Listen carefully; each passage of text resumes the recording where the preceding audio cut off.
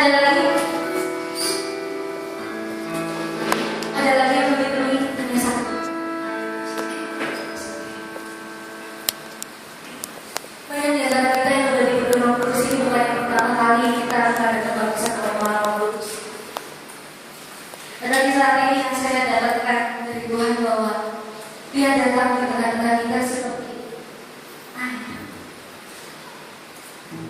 Seperti air. Di mana air itu memberikan kehidupan pada pohon yang ada di sekitar.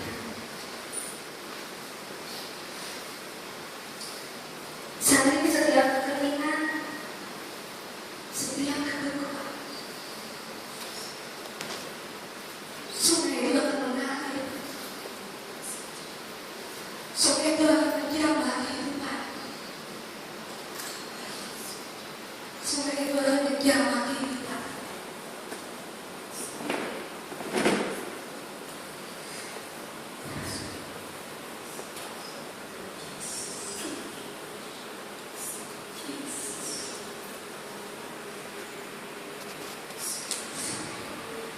Siapkan hatimu, siapkan hatimu untuk menerima kehidupan dari Tuhan.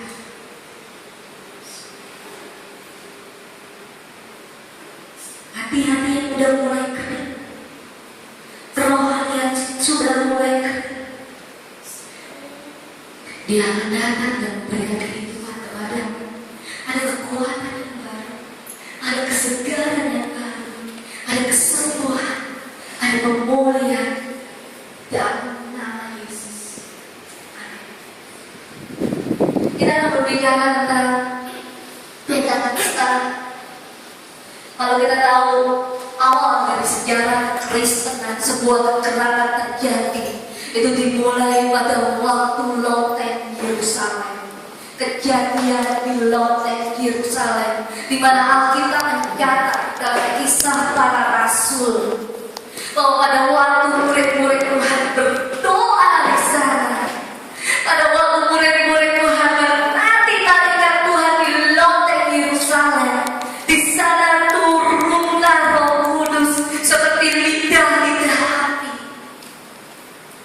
Tetapi saya mau bahwa sebelum kita masuk pada histori kekristenan, di mana setelah Roh Kudus turun seperti lidah-lidah api, saat itu ada kekuatan seperti dinamit yang meletakkan sehingga setiap para rasul mereka berani keluar dari lingkungannya, mereka berani keluar dari persembunyiannya, dan mereka menyaksikan bahwa mereka adalah pengikut Kristus. Sejak kejadian di loteng Yerusalem itu, mereka berani menyatakan siapa dirinya dan siapa Tuhannya.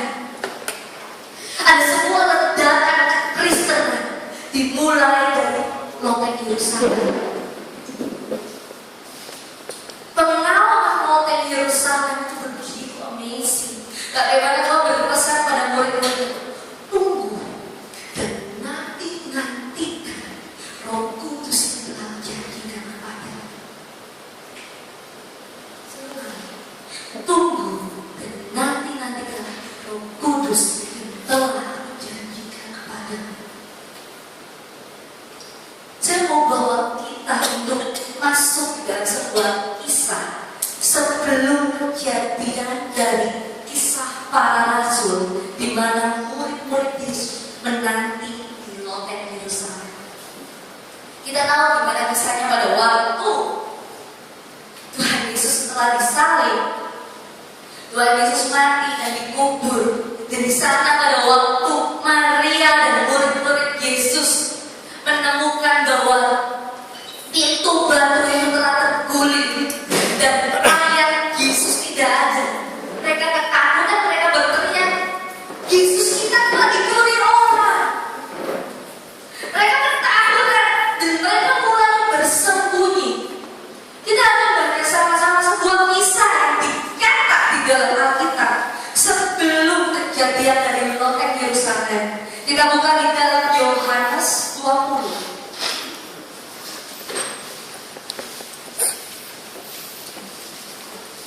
Yohanes 20 ayat yang 19 sampai dengan 23. Kita baca sama-sama, saya baca yang ganjil, saudara baca yang genap. Kita baca sampai ayat yang ke-22 aja. Oke, 1, 2, 3. Yesus menampakkan diri kepada murid-muridnya. Ketika hari sudah malam, pada hari pertama minggu itu, berkumpullah murid-murid Yesus di suatu tempat dengan pintu-pintu yang terkunci, karena mereka takut kepada orang-orang Yahudi. Pada waktu itu datanglah Yesus dan berdiri di tengah-tengah mereka dan berkata, damai sejahtera bagi kamu. 20.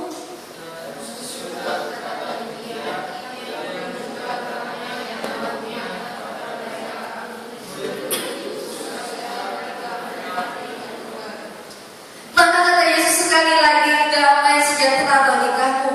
Sama seperti Bapa mengutus aku, demikian juga aku mengutus kamu.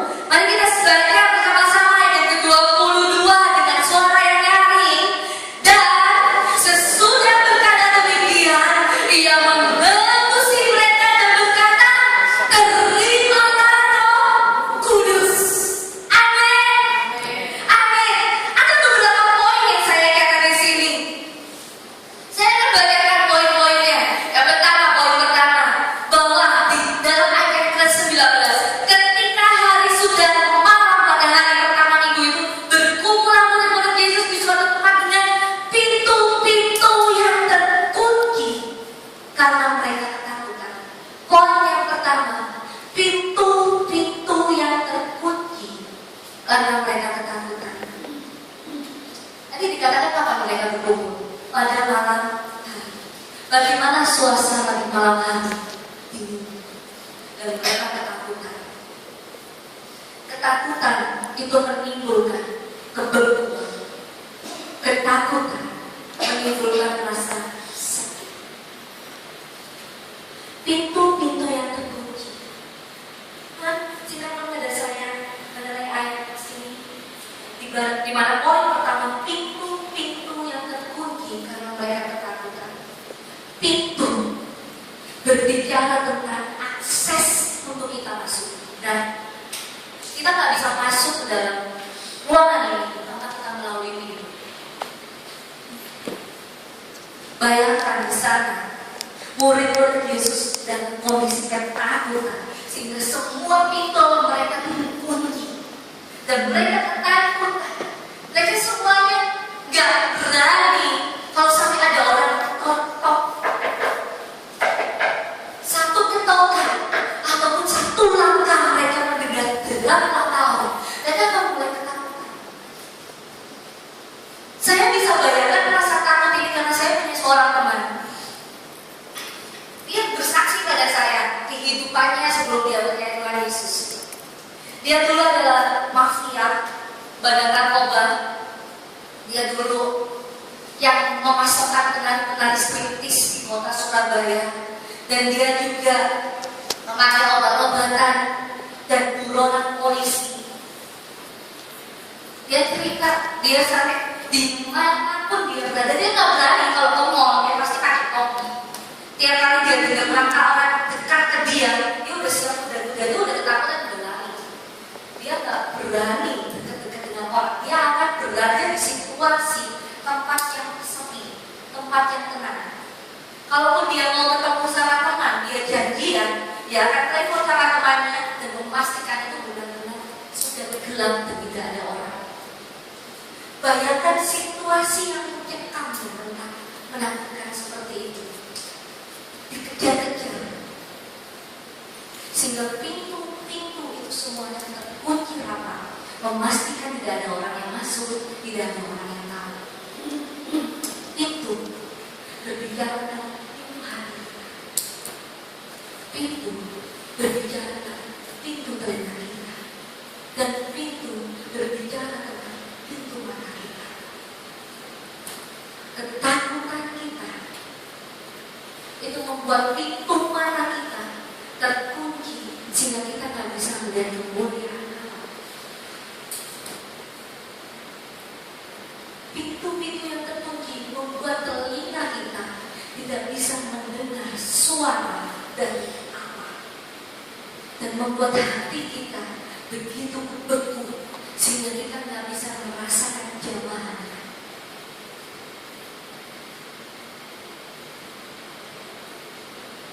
Apa yang menyebabkan pintu-pintu hati, mata, dan telinga kita tertutup? Satu, dosa yang mencengkram. Kalau seseorang dicengkram oleh dosa, saya bisa nggak tahu Melisa, benar?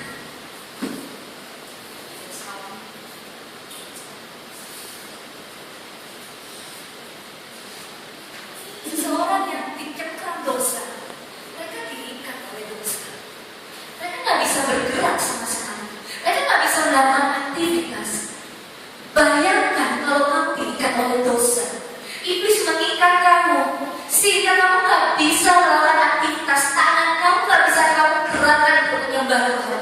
Kaki kamu nggak bisa kamu langkahkan untuk melakukan kehendak Tuhan. Iblis mengikat kita semua dengan dosa. Itu yang membuat kita sama sekali gak berdaya, membuat pintu kita terkunci. Dosa membuat pintu kita terkunci sehingga di dalam Wahyu 2 ayat 4-5 dikatakan, mari kita buka.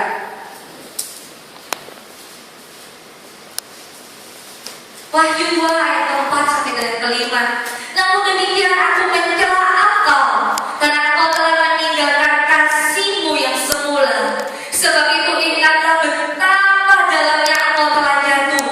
Bertobatlah dan lakukanlah lagi apa yang semula engkau lakukan. Jika demikian aku akan datang kepadamu dan aku akan mengambil kaki tiangmu dari tempat kunci. Kalau engkau tidak bertobat, dosa membuat kita jatuh lebih dalam. Itu yang membuat pintu kita terkunci. Yang kedua, pintu terkunci karena dunia. Karena apa? Karena kita buta dengan dunia ini. Karena apa? Karena kita bodoh. Kita terlalu bebal. Kita nggak mengerti maksud Allah. Kita nggak mengerti apa yang firman Tuhan katakan atas kehidupan kita. Sehingga pintu-pintu kita terkunci. Kita nggak bisa dengar suara Tuhan. Dunia berbicara terlalu keras atas kehidupanmu sehingga kamu nggak bisa mendengarkan suara Allah.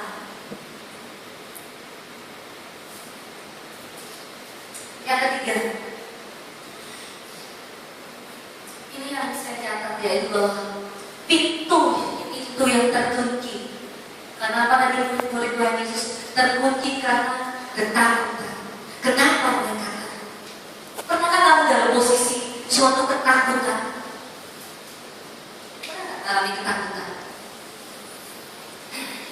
Firman Tuhan berkata bahwa Tuhan Yesus nggak pernah mendatangkan roh ketakutan, tetapi roh yang memberikan damai sejahtera. Ketakutan itu membuat sukacita di dalam hidup kita hilang, benar? Dan siapa yang begitu suka mencuri sukacita? Iblis. Iblis begitu senangnya mencuri sukacita kita, sehingga kita hidup di dalam ketakutan. Apa yang menyebabkan ketakutan itu muncul di dalam hidup kita? Saat kita jauh dari hadirat Allah, saat kita tidak memberikan waktu, lalu kita dekat dan manusia ini terhubung dengan surga, berbicara kepada surga dan menerima kasih dari surga atas kehidupan kita.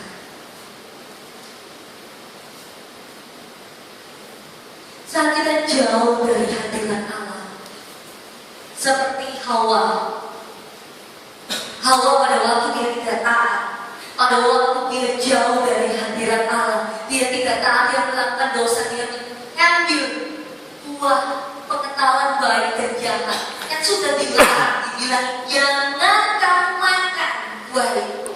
Tetapi dilihat dia buah itu baik adanya, maka dipetik, dimakan, diberikan lagi kepada suaminya. Apa yang terjadi? Pada waktu dia belum melihat Allah, dia baru mendengar derap kaki Allah di tanah itu. Dia udah bersembunyi, benar? Dia udah bersembunyi. Dia ketakutan. Dia bersembunyi dari hadirat Allah. Kenapa? Karena ketidaktaatan. Karena ketidaktaatan membuat kita harus bersembunyi dari hadirat Allah. Membuat kita menjauh dari hadirat Allah. Kalau kita nggak berani mengakui ini ya Tuhan, aku sudah berdosa. Kita nggak berani confess dan mengakui dan kita kembali lagi. I'm coming back to the heart of mercy, and it's all about you.